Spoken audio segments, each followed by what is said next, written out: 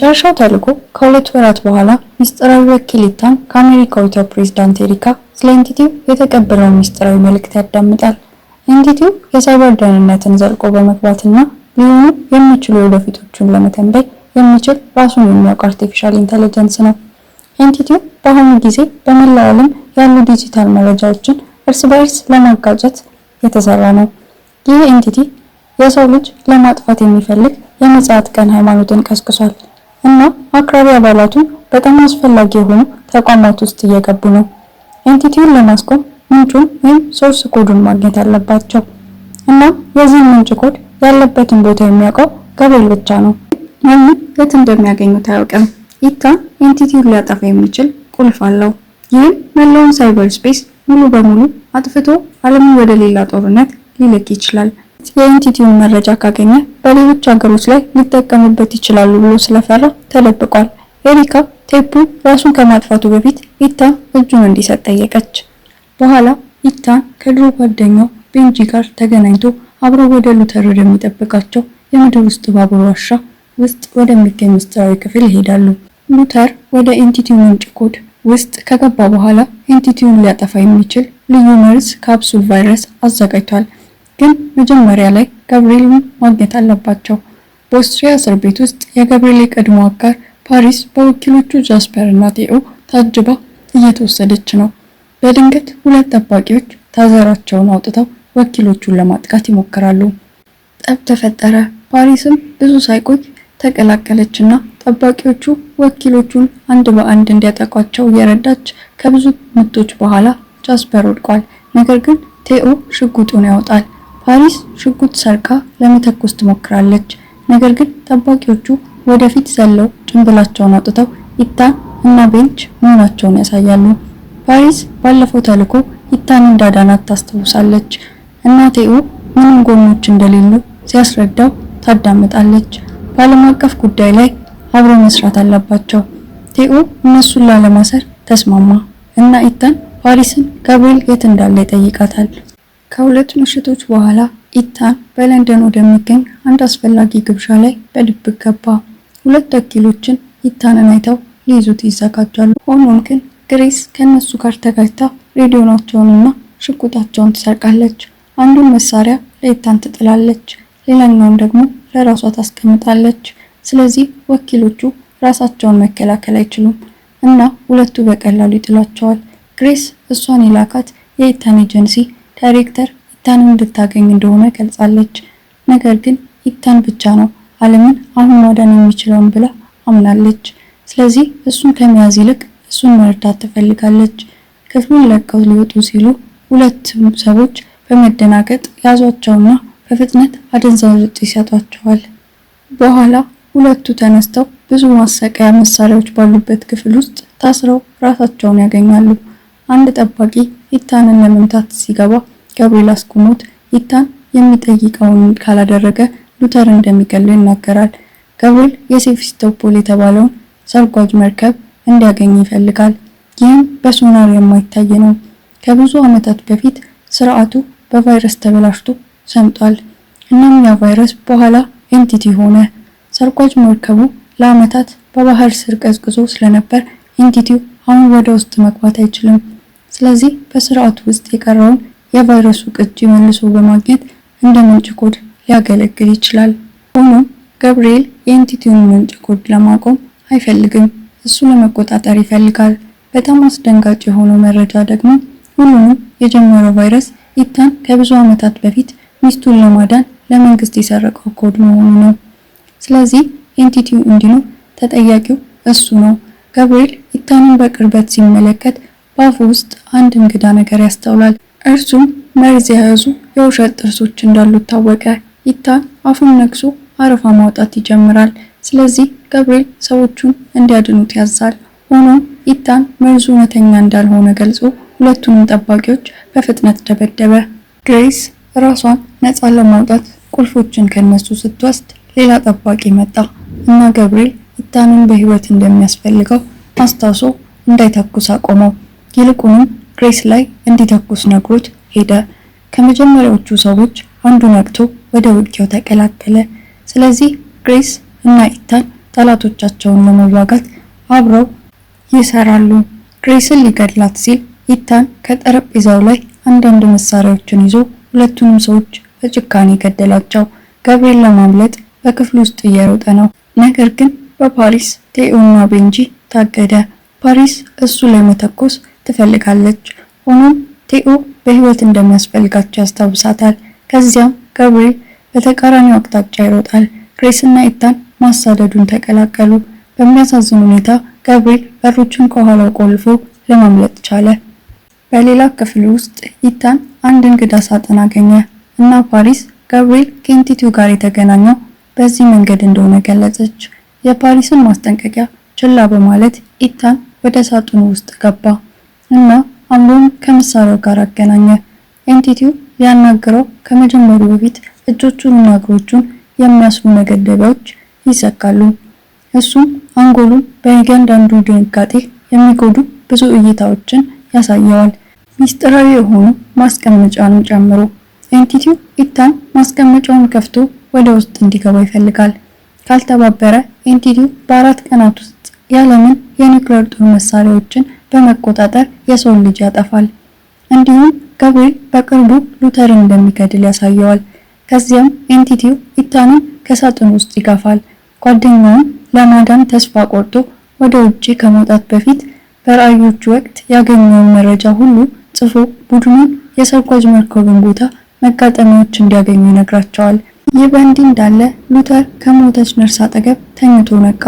ገብርኤል በቦምብ እንግዳ ክፍል ውስጥ እንዳሰረው ታወቀ። ግን መጀመሪያ ላይ የመርዝ ካፕሱል ሰርቆ እንዲተኛ ያደረገችው ሴትየዋን ገደላት። ኢታን ሲደርስ 3 ደቂቃዎች ብቻ ቀርተዋል። ቦምቡ መላውን ከተማ ሊያጠፋ ይችላል። ስለዚህ ሉተር ፍንዳታውን ለመያዝ እየፈታው ነው። ይህ ከተማውን ያድናል፣ ነገር ግን እሱን ይገለዋል እና ዋሻዎቹን ያፈርሳል። በሩን መክፈት ሲያቅተው ኢታን ገብርኤል ሉተር እንዲሞት እንደሚፈልግ ተገነዘበ። ስለዚህ ሌላ የመርዝ ካፕሱል መስራት አይችልም። ኢታን ጓደኛውን መተው አይፈልግም፣ ነገር ግን ሉተር ሌላ ምርጫ እንደሌለው ጠቁሞ እንዲሄድ አስገድደው። ኢታን በዋሾቹ ውስጥ ሲሮጥ ቦምቡ ከኋላው ፈነዳና ሉተርን ገደለው። ኢታን ወደ መንገድ ሲደርስ በጃስፐር እና ሰዎቹ ተከቦ ቁልፉን ከሱ ይወስዳሉ። በዋናው መስሪያ ቤት ኢታን ከዳይሬክተር ኪትሪጅ ጋር ተገናኘ። እሱም ኤንቲቲው ቀደም ሲል በመላው ዓለም ያሉ በርካታ የኒውክሌር ጦር መሳሪያዎችን እንደሰበረ ነገረው። ከፕሬዝዳንት ኤሪካን ጨምሮ ከጠቅላላው ቦርድ ጋር ስብሰባ አላቸው። የኢታንን ተልዕኮ ታሪክ ከገመገሙ በኋላ የሰርጓጅ መርከቡን ለማግኘት ቁልፉንና መርከቡ እንደሚያስፈልግ ያስረዳዋል። ኤጀንሲው አሁንም ኤንቲቲውን ማጥፋት ስለማይፈልግ ክርክር ተነሳ። ስለዚህ ኢታን የኒውክሌር ጦር መሳሪያዎች በቁጥጥር ስር ስላሉ ሌላ ምርጫ እንደሌላቸው ይጠቁማል። በዚህም ጊዜ ማንቂያው ይጮሃል እና ሌላ ሀገር የኒውክሌር ጦር መሳሪያ መቆጣጠሪያ እንዳጣች ያውቃሉ። ኤሪካ ጉዳዩን ለመፍታት ለኢታን 72 ሰዓታት ለመስጠት ወሰነች፣ ወይም ለሚሆነው ነገር ተጠያቂ ይሆናል። ሄሊኮፕተር ከመውጣቱ በፊት በአንድ ሚስጥራዊ ፖስታ ውስጥ ቁልፍ ተሰጠው። ከጊዜ በኋላ በሰሜን ፓሲፊክ ላይ አንድ አውሮፕላን ኢታንን በተሸካሚ መርከብ ላይ ተወው።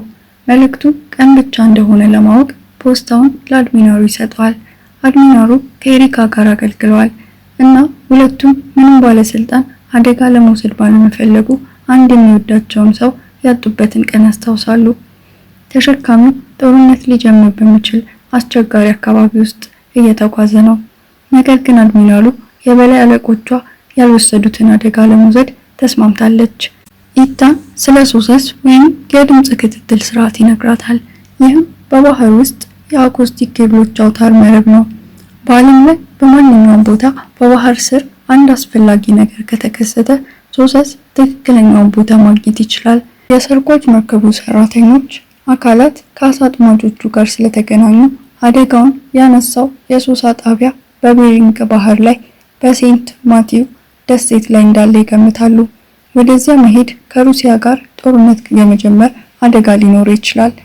ኢታን ከበረዶ ውስጥ ሊያወጡት ከቡድኑ ጋር በተመሳሳይ ቦታ በተመሳሳይ ሰዓት መገናኘት እንዳለበት መዘንጋት የለባቸውም። አድሚራሏ ተጠርጣሪ ናት፣ ነገር ግን የተሻለ እቅድ የላቸውም። በደሴቲቱ ላይ ቤንጂ እና ቡድኑ ለ30 ዓመታት የሱስ ጣቢያን ሲያስተዳድር የነበረውን ዊሊያምን ያገኛቸዋል። ስለ ኤንቲቲው ለብዙ አስርተ ዓመታት ሰዎችን ለማስጠንቀቅ የሞከረ ኮድ አውጪ ነው። ነገር ግን ማንም አልሰማውም። ዊሊያም ሊረዳቸው ይፈልጋል። ሆኖም ቤቱ ቀደም ሲል በሩሲያ ቅጥሮች ተወሯል። እነሱም አሁን ከተደበቁበት እየወጡ ነው። እናም የጠፋውን ሰርጓጅ መርከብ እየፈለጉ ነው። ዊሊያም የሚፈልጉትን መጋጠሚያዎች እንደሆነ ሁሉንም ሰው ለማሳመን ይሞክራል። መረጃ የያዙ ዲስኮች አሉት፣ ነገር ግን የሚያነቡት ማሽኖች የሉም። ምክንያቱም የበላይ አለቆች የሰርጓጅ መርከቡን መስመጥ ለመሸፈን ሁሉንም ነገር ወስደዋል። ያውያን አሁንም ዊሊያም አንባቢ እንዲገነባ 1 ሰዓት ይሰጡታል። በሄሊኮፕተር ውስጥ ኢታን በአካባቢው የሩሲያ መርከቦችን እያዩ እና ገና ከብኑ መጋጠሚያዎች እንዳላገኙ አብራሪዎች ይነግሩታል። ለረጅም ጊዜ የሚበሩ ከሆነ ለመመለስ ነዳጅ ያጥራሉ። ነገር ግን ኢታን 5 ተጨማሪ ደቂቃዎችን ይጠይቃቸዋል። በዚያን ጊዜ 2 የሩሲያ አውሮፕላኖች እንደ ማስጠንቀቂያ ከፊታቸው ይበራሉ። ስለዚህ ኢታን ወደ ቀዝቃዛ ውሃ ለመዝለል ወሰነ። ሄሊኮፕተሮቹ ሲሄዱ ኢታን በድንገት በጠላቂዎች ተከቦ ወደ ዩኤስኤስ ኦሃይ ይወስዱታል። ኢታን የሰርጓጅ መርከቡን ካፒቴን አግኝቶ እንዲረዳው ለማሳመን በአድሚራሉ የተላከውን የአንገት ሐብል ይሰጠዋል። የቡድን መጋጠሚያዎች እየጠበቀ መሆኑንና ያውያንን ሊያጋልጥ የሚችለውን አንቴና እንዲያነሳ ለካፒቴኑ ይጠይቃል። እየጠበቁ ሳለ ጠላት መርከቦቹን ለመከታተል ራዳሩን ይመለከታል እና ኢታን አንድ የሩሲያ ሰርጓጅ መርከብ ከ1 ሰዓት በፊት ደሴቲቱን እንደደረሰ ያስተውላል። ሰራተኞቹ ኢታንን ወደ ጥልቀት ሊወስደው የሚችል ልዩ የግፊት ልብስ ያሳዩታል። ምንም እንኳን ከ300 ጫማ በታች እንዳልሞከሩት ቢናገሩም አየርን ለመቆጠብ በፍጥነት መውረድ ይኖርበታል። እንደ አእምሮ ግራ መጋባት፣ መንቀጥቀጥ ያሉ የጎንዮሽ ጉዳቶችን ሊያስከትል ይችላል። ወደ ዲኮምፕሬሽን ቻምበር ለመድረስ 20 ደቂቃ ያህል ይኖረዋል። ካልሆነ ግን ይሞታል። ኢታን አተነፋፈሱን ለመርዳት የአካል ብቃት እንቅስቃሴ ማድረግ ይጀምራል እና ካፒቴኑ ከመዝጋቱ በፊት አንቴናውን ለመጨረሻ ጊዜ እንደሚጠቀም ያሳውቀዋል። ወደ ቤቱ ተመለሰ። ቤንጂ ዊሊያም አንባቢውን እንዲገነባ ይረዳዋል። ሁሉም ሰው ትኩረቱ ሲከፋፈል ዊሊያም መጋጠሚያዎቹን የያዘውን ዲስክ እንዳጠፋው ነገር ግን እንዳስታወሰው ይናዘዛል። መረጃው በወረቀት ላይ ጽፎ በሰዓቱ ላይ ይደብቀዋል። ከዚያም ውሾቹን እንድትመግብ እየጠየቃት ለሚስቱ በድብቅ ይሰጣታል። ግሬስ ሲያወሩ ሰምታ ለመርዳት ፈቃደኛ ትሆናለች። ዊሊያም ሚስት እንድታመልጥ ለማድረግ ሩሲያውያንን ትኩረታቸውን ማሳሳት ትችላለች። አንድ ተኳሽ ወደ ሩሶቹ ጣቢያ ሴቶቹን ተከትሎ ይሄዳል። ዊሊያም ሚስት ተኳሹን በጉድጓድ መቆፈሪያ ትመታዋለች እና ግሬስ ትደባደባለች። በዚህም ጊዜ የተኳሹ ሽጉጥ ይተኮሳል። የቡድኑ ቀሪዎቹ አባላት ጥይቱን ሰምተው ከሌሎች ተኳሾች ጋር መዋጋት ጀመሩ። በትግሉ ወቅት ከእቶኑ ላይ የተወሰነ የድንጋይ ከሰል በመምታት እሳት ይነሳል። ዊሊያምም እነሱ በሚደባደቡበት ወቅት መጋጠሚያዎቹን ለመላክ ቶሎ ወደ ድምጽ ማስተላለፊያው ይሄዳል። በተመሳሳይ ሰዓት በመርከብ ውስጥ የኤንቲቲው አባል የሆነ ሰው ኢታንን በቢላ ሊያጠቃው ይሞክራል። ሁለቱም መደባደብ ይጀምራሉ። ብዙም ዕቃዎችን ይሰባብራሉ። በዚያኑ ሰዓትም ካፒቴኑ መጋጠሚያዎቹን ይወስዳል። የኤንቲቲው አባልም ኢታንን በቢላ ሊወጋ ሲል በቡድኑ አባል ይመታል። ቲዮና ፓሪስ አብዛኛውን ውጊያ አድርገዋል። ቤንጅ እና አንዱ ተኳሽ እየተደባደቡ እያለ የመጽሐፍ መደርደሪያ ይወድቅባቸዋል። ፓሪስም ትያዛለች። ስለዚህ ሰውየውን ትመታውና እንዲተኩስ ታደርገዋለች። ሲተኩስም የራሱን ቡድን ይመታል። ከዛም ቲዮ ፓሪስን በያዟት ላይ ተኩስ ይከፍታል። ተካሾቹም በዛን ሰዓት መጋጠሚያዎቹን ዊሊያም እየላከ እንደሆነ ሲያስተውሉ ቶሎ ይወጡና መርከባቸው እንዲቀሳቀስ ያደርጋሉ። ዊሊያም እና ቡድኑ ህንጻው ከመፍረሱ በፊት ይወጣሉ። ግሬስም ከዊሊያም ሚስት ጋር ትወጣለች። እሷም ኢታንን ለማግኘት እንዴት የበረዶ ላይ ጋሪውን ተጠቅማ የግፊት ክፍል መሳሪያውን ለማጓጓዝ እንደምትችል ታሳያታለች። መርከቡ ውስጥ ካፒቴኑ መጋጠሚያዎቹ አፍሪካ አካባቢ እንዳሉ ይነግረዋል። ኢታንም ይህ ውሸት እንደሆነ ያስብና በተቃራኒው በኩል ያያል። ይህም ቦታ እሱ ላለበት ቅርብ ነው። ሩሲያዊዎቹን ለማሳሳት ዊሊያም እንደዚህ እንዳደረገ አስተዋለ። መርከቡም ሲነሳ ሩሲያውያኖች እየተከተሏቸው እንደሆነ ያያሉ። መርከቡም ቦታው ሲደርስ ኢታን ትጥቁን ለበሰ። እናም አባሉ የሰዓት ገደቡን ያስታውሰዋል። ቻምበሩም በውሃ ይሞላል። ኢታንም ዘሎ ወጥቶ በተቻለው መጠን ቶሎ ይዋኛል። የሩሲያ መርከብ ይመጣበታል። ግን ኢታን ይደበቅና ሴቪስቶፖልን እስኪያገኝ ይፈልጋል። ከዚያም ያገኘዋል። ሲገባም ውሃ ወደ ውስጥ ይገባና መርከቡ መንቀሳቀስ ይጀምራል። ከዚያም አንዱን መሳሪያ ከጄኔሬተር ጋር ያገናኛል። ከዛም መርከቡ ሲሰጥም ያልወጡ አንዳንድ እቃዎችን ያገኛል። ቀጣዩ ክፍል በጥንቃቄ መራመድ አለበት፣ ምክንያቱም መርከቡ በሚዞርበት ጊዜ የውሃ ውስጥ ቦምቡን እንዳያሰራው ነው። ኢታንም የሲስተሙን ቻምበር ያገኝና ኮምፒውተሩን በቁልፍ በመክፈት ሃርድ ዲስኩን ከውስጡ ያወጣል። ተመልሶም እየዋኘ እያለ መርከቡ እንደተበታተነ ያይና ከዚህ በላይ ሊሰጥም ይችላል። ተጠንቅቆ ቦምቦቹንም ያልፋል። አንዱን በሩን ይዘጋበታል። ስለዚህ በቲዩቡ ውስጥ ለመውጣት ያስብና ወደዚያ ይዋኛል። እዚያም ውስጥ ቦምብ ስላለ ቀጣዩ ላይ ሲሄድ ይጠባዋል። ለዛም ልብሱን አውልቆ ሰውነቱን ለቅዝቃዜ ውሃ አሳልፎ ይሰጣል። ቱቦም በውሃ ይሞላል። ግን መርከቡ በመስጠሙ በፊት ኢታን ይወጣል። መርከቡን ይሰጥምና ኢታን ቁምጣውን እንደለበሰና ሃርድ ዲስኩን አንገቱ ላይ እንዳንጠላጠለ ይዋኛል። ግን ከውሃው ቅዝቃዜና አየሩ ከማጣቱ የተነሳ ይደክማል። ግሬስ ታገኘውና ውሃ ከውስጡ እንዲወጣ ታደርጋለች። ከዚያም በፕሌን ውስጥ ኢታን ለዊሊያም ከዚህ በፊት በነበረ ሚሽን ላይ እንዳስታወሰውና ወደ አርክቴክ ስለተላከ እንዳዘነ ይነግረዋል። ነገር ግን ዊሊያም ከሚስቱ ጋር ለመገናኘት እድል ስለተገኘለት እንደተደሰተ ይነግረዋል። ኒውክሌር አታክ ከመፈጠሩ በፊት ኤንቲቲው የተደበቀበት ቦታ እንዳለ ቡድኑ ይደምድማል። ከዚያም ዊሊያም ሚስጥራዊ ጥብቅ የሆነ ቦታ ውስጥ በሶላር የሚሰራ ዳታ ሰርቨር ጋር ሊገናኝ እንደሚችል ነገራቸው። ኢታንም ኤንቲቲው ያሳየው ቦታ እንደሆነ አስተዋለ። ስለዚህ ገብርኤል እዚያ እንደሚሆን አሰበ። የሉተርን መርዝ የያዘ ከረጢት ከገብርኤል ማግኘት አለባቸው ከሶርስ ኮዱ ጋር ለማቀላቀል። ይህም ኤንቲቲው ወደ 5D ኦፕቲካል ዳታ ድራይቭ ይቀይረዋል። ግን በዛው ሰዓት ቶሎ ድራይቨሩን ማውጣት አለባቸው ኤንቲቲው እንዳያመልጥና ኒውክሌር አታክ እንዳይፈጠር። በአፍሪካ ቡድን ቻምበሩን ከነስ ሚስጥራዊ ቦታው ያገኙታል።